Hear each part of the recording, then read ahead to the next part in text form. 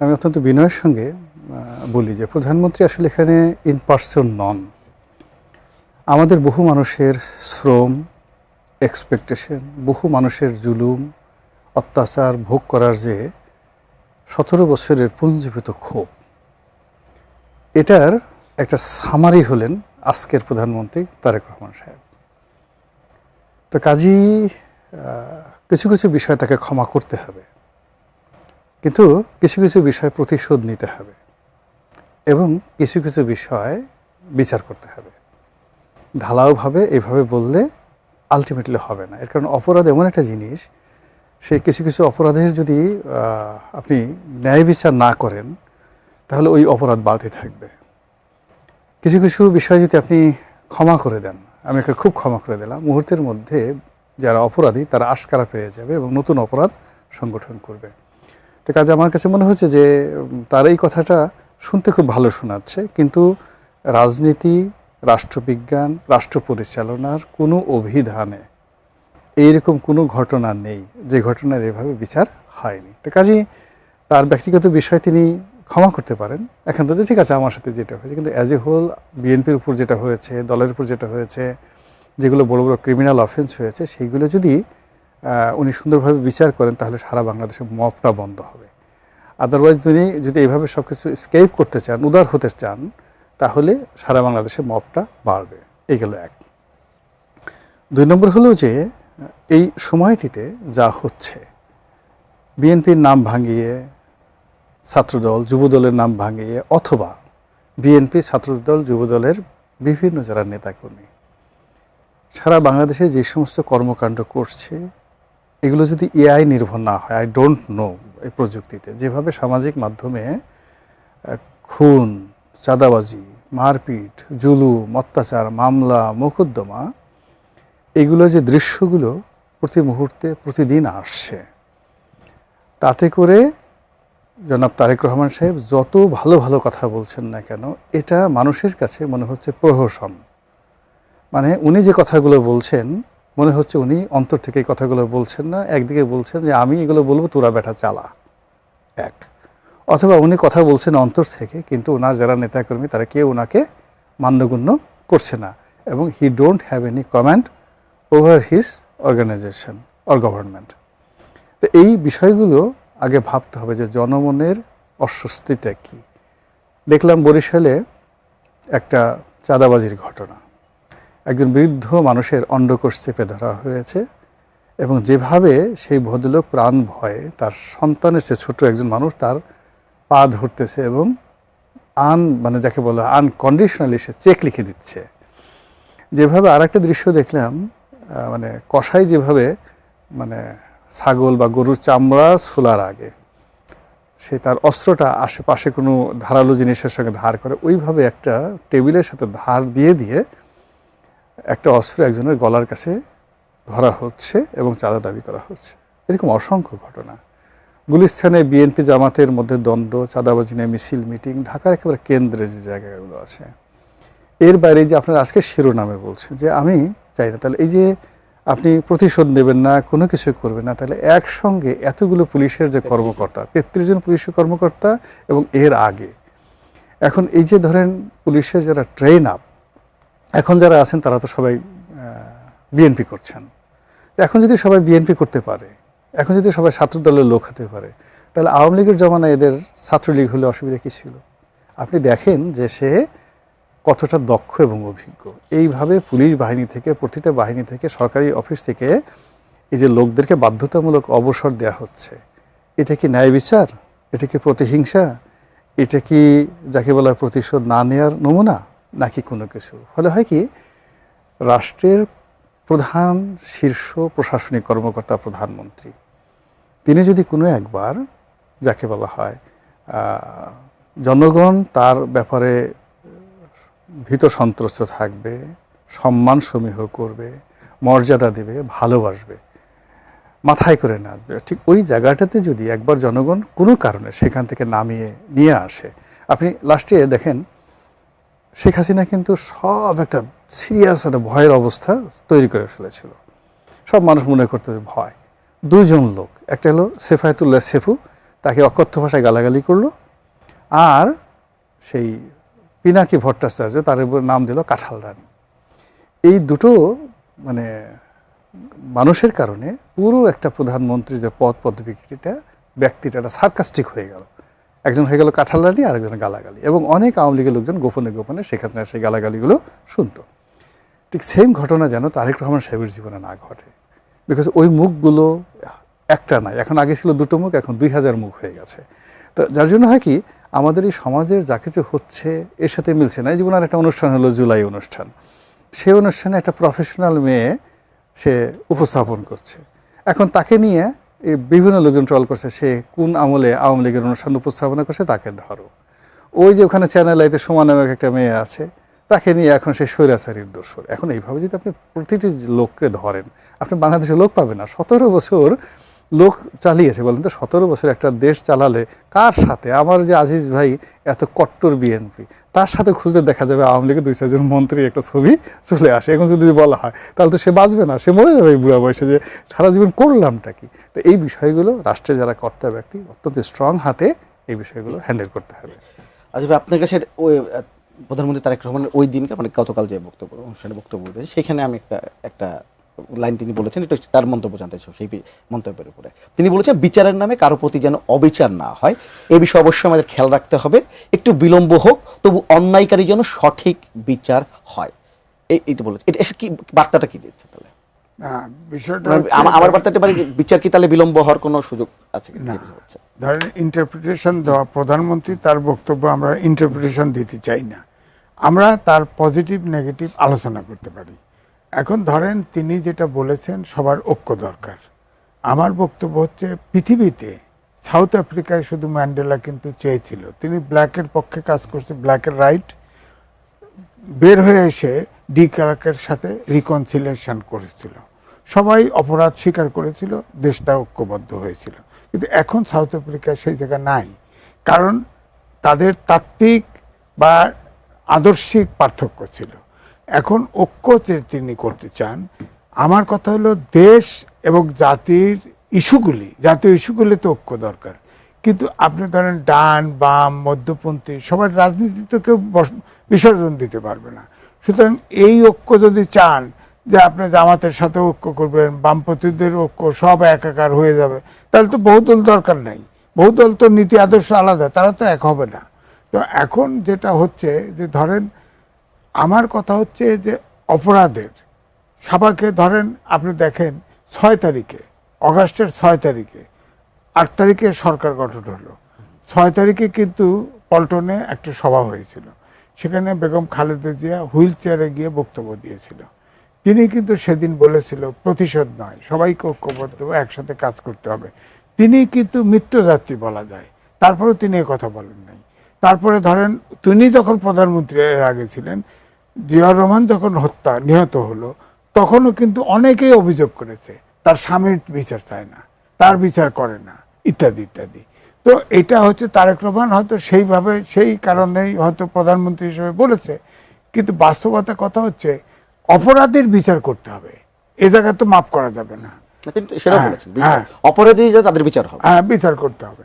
তো এখন আমার কথা হচ্ছে যে রনিভাই যে উদাহরণগুলো দিল, ধরেন এই উদাহরণ তো অস্বীকার করার নাই। আমার কথা হচ্ছে সারা দেশে ধরেন উনি চীন সফর গেছেন, হ্যাঁ এআই চালু করে দিছে, আমরা বুঝতেও পারিনি, কিন্তু কাজ করতেছে। তো হয়তো আমাদের রাস্তাঘাট সরু, এটা প্রপারলি ওয়ার্ক করতেছে না, একসময় তো করতে পারে, তাই না? তারপরে ধরেন এখন কিউআর কোডের মাধ্যমে, অর্থাৎ আলটিমেটলি যেভাবে দুর্নীতি শুরু হয়েছে, যদি ক্যাশলেস সোসাইটি না করা যায়, এই দুর্নীতি তো চেক দেওয়া যাবে না। যদি ওই জায়গায় চলে যায়, দেশ চলে যাওয়ার সময় পায় উনি, তাহলে আমার মনে হতে পারে। তবে উনি কিন্তু নীরবে, আমার কাছে মনে হচ্ছে নীরবে কাজ করতেছেন। কিন্তু আমার কাছে কিন্তু এটা ঠিক রনিবার সাথে একমত, মনে হয় সব জায়গায় নিয়ন্ত্রণ ওনার নাই। উনি চান একটা, করেন একটা, অর্থাৎ মেসি গোল করতে পারবে না, মেসির টিম লাগবে, মেসির টিম লাগবে, উনি একা চাইলে তো হবে না। এটা বহু উদাহরণ দেওয়া যায়, হয়তো সমালোচনা তো অনেকে সহ্য করতে পারে না। ধরেন উনি যা ময়মনসিংহে যা বক্তৃতা দিলেন, এখানে নজরুল ভিজিট করে গেছে, এটা হলো বলেন? কেউ তো ওনাকে ওটা তুলে ধরছে, তাই না? বলে দিছে না? তারপরে বলছে যে ইপিজেড যেখানে নাই সেখানে বলে দিছে যে এখানে আমরা সরকারে গেলে ইপিজেড করবো। ইপিজেড তো সেটা আলোচনা হচ্ছে, তার বক্তব্য লিখে দেয় কে? হ্যাঁ, প্রশ্ন হচ্ছে আমার কথা হলো এই জায়গা তো রুটলেস হতে হবে। যাকে মিসগাইড করলো, যার মুখে তুলে দিল, কিন্তু এটা বলেন তো দেখি, চীনে এত ভূগোলিক চক্করের মধ্যে আমরা আছি, তাই না? ধরেন আমরা যুক্তরাষ্ট্রের সাথে বাণিজ্য চুক্তি করেছি, ভারতের সাথে টানাপোড়েন, ওই আপনার অন্তর্বর্তীকালীন সরকারের সময় যে জিনিসগুলো বন্ধ ছিল সেগুলো এখনো বন্ধ আছে, শুধু ভিসাটা ছেড়ে দিছে। হ্যাঁ, তারপরে ধরেন চীনের সাথে যুক্তরাষ্ট্রের বৈরিতা, তার ভিতরে ধরেন থার্ড কান্ট্রি হিসাবে মালয়েশিয়া গেলেন, হ্যাঁ, ওয়েল রিসিপশন দিয়েছে, ঠিক আছে, সমস্যার সমাধান হয়েছে। চীনে গেছে, চীনের মতো সফরে আপনার আউটকাম ঘোষণা করলো কে? এটা কি জাতি অ্যাকসেপ্ট করে? জাতিকে এটা আশা করে? ওনার তো এটাকে অবশ্যই শক্ত হাতে চিন্তা করতে হবে যে এমন একটা লোককে দিয়ে ব্রিফিংটা দেওয়াবে যে সবার কাছে গ্রহণযোগ্য হবে। অবশ্যই সিনিয়র মোস্ট একজন লোক দিয়ে করতে হবে। কিন্তু আপনার তো লক্ষ্য করেছেন কি করেছে, অর্থাৎ এতে তো মনে হয় না যে উনি কারো কান কথা শোনেন, অথবা নিয়ন্ত্রণ নাই, একটা কিছু তো হবে। হ্যাঁ, ধরেন এই যে রাষ্ট্রদূত যে আপনার করলো সংসদ ভবনে আসে সভা করলো, সেখানে অনেকেই যা বক্তৃতা দিল। এখন 250তম স্বাধীনতা এখন ধরেন পাকিস্তান যদি করতে চায় কি করবেন? ভারত যদি করতে চায় কি করবেন বলেন? চীন যদি করতে চায় কি করবেন? যুক্তরাষ্ট্র করলো, অন্যরাও তো করতে চাইতে পারে। তো এটা তাকে পরামর্শ দিতে হবে তো, অথবা তার নিজে কল্পনা করতে হবে। আমি একজনের জায়গায় যাব, অনেক নেতারাই বক্তৃতা দিল, আবার অন্য দেশও যদি ওখানে চায় কি করবেন? না করলে তো তার সাথে বৈরিতা শুরু হবে। হ্যাঁ, দি হিন্দুত্ব রিপোর্ট লেখছে যে আমাদের যে অমীমাংসিত বিষয়গুলি, এই বিষয়গুলো সমাধান না করে যে এই যে পুশির খেলা খেলে এগুলো করে তো দূরত্ব তৈরি হচ্ছে। হ্যাঁ, তো এই জন্য আমি বলছি যে সরকার চালাতে গেলে আপনারা নির্মোহভাবে আইনের শাসন প্রয়োগ করবে। কারণ এই যে জুলাই গণ অভ্যুত্থান যেটা হয়ে গেল, সেখানে তো ফেসিবাদের বিলোপ চাইছে লাস্টে। তার মানে মানবিক বাংলাদেশ না করতে চাইলেও পারলেও অন্তত গণতন্ত্র, আইনের শাসন, সুশাসন তো হইতে হবে। কারণ আমি একটা মামলা করেছি, উদাহরণ দিই, একটি মামলা করেছি। আপনার অনেকে বলে যে বিচারহীনতা, একজন বিচারক 6টা আদালতের দায়িত্বে আছে, কি বিচার করবে বলেন? কি রায় দিবে বলেন? কি তার পক্ষে সম্ভব? একটা বিচারক ঘুরে ঘুরে 6টা আদালতে যদি সে বিচার করে, আমাদের দেশে যে বিচারের জট, এটা বিচার পাবেন? অর্থাৎ বিচারহীনতা না, বিচার করার মতো ইনফ্রাস্ট্রাকচার বিচারক নাই এদেশে, এটা করতে হবে। আচ্ছা, আসি আমি একটু আচ্ছা, একজন ফোনে দর্শক আছে, ফোনটা নিয়ে তারপর আসি। হ্যালো, আসসালামু আলাইকুম। ওয়ালাইকুম সালাম। আপনার নামটি বলে প্রশ্নটা করেন। শ্রী মোহাম্মদ দেলোয়ার হোসেন, পটুয়াখালী থেকে বলছি। আমার এম এ আজিজ স্যারের কাছে একটা প্রশ্ন ছিল যে মিয়ানমার হয়ে চীনের সাথে যে করিডোর দিবে সরকার, তো এতে পার্শ্ববর্তী দেশ ভারত, পাকিস্তান, অন্য কোনো রাষ্ট্র তাতে কি নাকচ হবে না? আমাদের শত্রু হয়ে দাঁড়াবে না? ধন্যবাদ। না, শত্রু ধরেন, এখন উত্তরটা দিচ্ছি। ধরেন আমরা তো এমনি, আমি 2023 সালে লিখেছিলাম ভূ রাজনীতির ফাঁদে বাংলাদেশ। আমার কাছে মনে হয় এখন প্রকৃতপক্ষে ভূ রাজনীতির ফাঁদে বাংলাদেশ আছে। কারণ আমাদের দেখেন বড় বড় পরাশক্তি, আমাদের ভারত পরাশক্তি না হলেও উদীয়মান পরাশক্তি, আমাদের সাথে কারো ভালো সম্পর্ক যাচ্ছে না, এই সময় সরকার চালাচ্ছে। এখন ধরেন চীনের বাংলাদেশ বলছে যে আমরা এটা আগে দেখব, দেখে বিবেচনা করে এটা করব। তা আমার বক্তব্য হচ্ছে ভারতে যে আলোচনাগুলো হচ্ছে এই পশ্চিম নেওয়া নিয়ে, ধরেন ভারতীয় কাডার আছে একজন, সে কয় রংপুর বিভাগ দখল করে নেব, আবার ওদিকে বলে ফেনীর চিকেন নেক কেটে দিয়ে হিল ট্যাক্স পুরোটা নিয়ে যাব। তাহলে তো ওই বিবেচনা যদি করেন, আর চীন যদি মনে করেন যে সরল বিশ্বাসে এবং অর্থনৈতিক করিডোর করে, ধরেন মায়ানমার হয়ে যদি চিটাগাংয়ের সাথে মেলে, তাহলে তো এটি অন্তত পক্ষে আমাদের একটা হেল্পও হইতে পারে। একটা, দুই হলো যে চীন হচ্ছে যতক্ষণ শ্বাস ততক্ষণ আস, কথায় আছে না? চীন কিন্তু আপনার যতক্ষণ আপনার কাজে লাগবে ততক্ষণ পর্যন্ত হেল্প করবে, যখন তার ইন্টারেস্ট থাকবে না তখন কিন্তু কাজে চিনবে না। হ্যাঁ, এটা হলো চীন।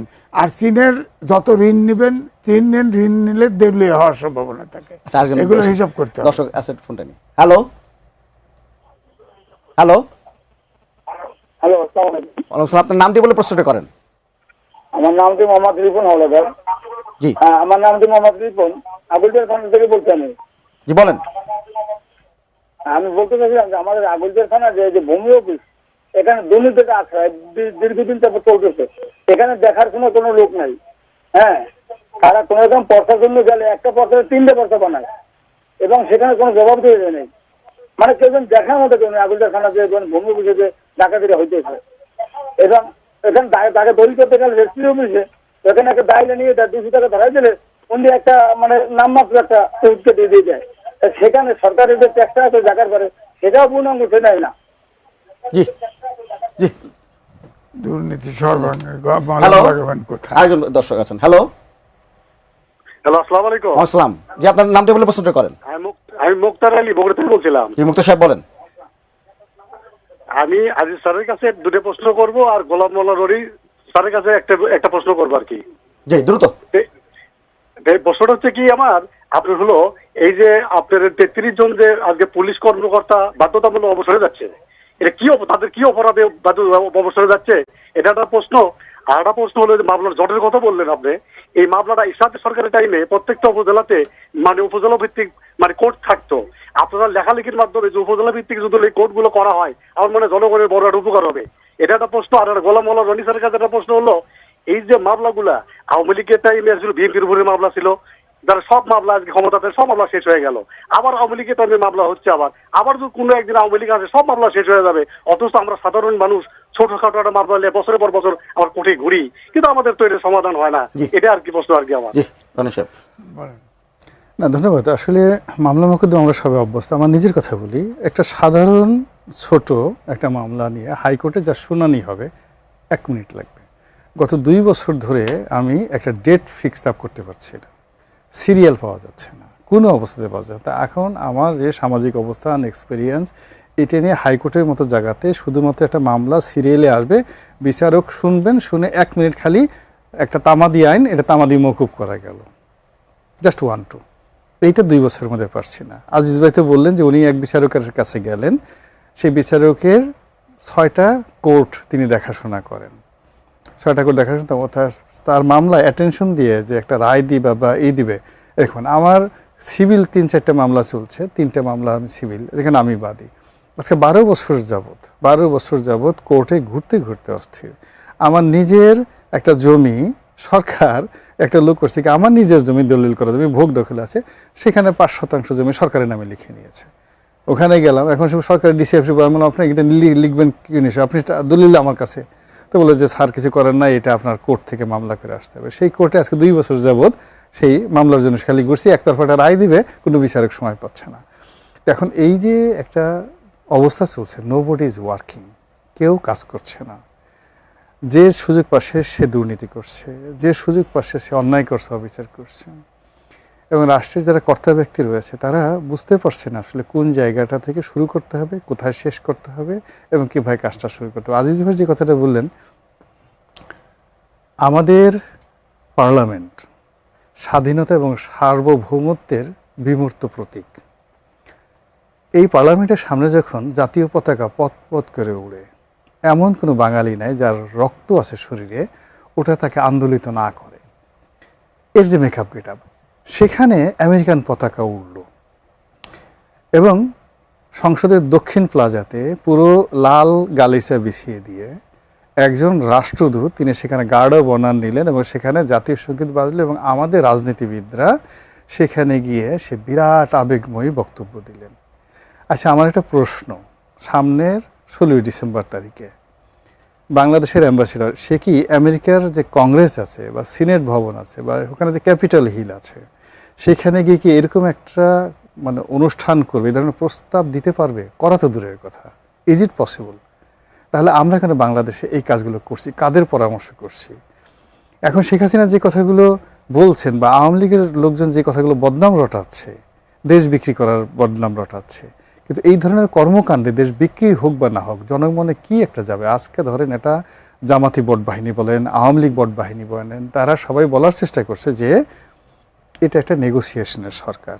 এটা আওয়ামী লীগ বলছে, জামাত বলছে যে, জামাত বলছে না, আওয়ামী লীগ বলছে এরা এই আমেরিকাকে রাজি খুশি করায় আসছে, এরা অমুক দ্বীপ দিয়ে দেবে, অমুক করবে, এরা ওই ডক্টর মোহাম্মদ ইউনূসের একটা এক্সটেনশন ভার্সন, নাথিং মোর। এখন এই দুর্নাম বদনাম এই জিনিসগুলো যদি এই ধরনের দৃশ্য কেউ দেখে, তাহলে এটা জনগণ একটা বেকুব যে আছে, যার মাথায় একটা তেলাফুকার মতো বুদ্ধি আছে, সেও তো বলবে আরে ঘটনা তো সত্য, এরকমভাবে। তারপর দ্বিতীয় ঘটনা হলো, ধরুন এখন ভারতের কথা বাদ, এখন তো আমাদের দেশে তুরস্কের সাথে খুব ভালো সম্পর্ক, পাকিস্তানের একটা ভালো সম্পর্ক।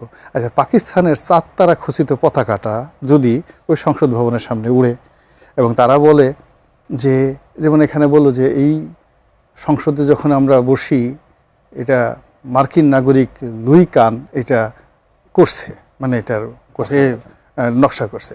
আচ্ছা, এখন যদি পাকিস্তান বলে এটা বানাইছে আইয়ুব খান, টাকা দিয়েছে আইয়ুব খান, তাহলে আপনি করবেনটা কি? সব কিছু তো আইয়ুব খানের আমলে করা।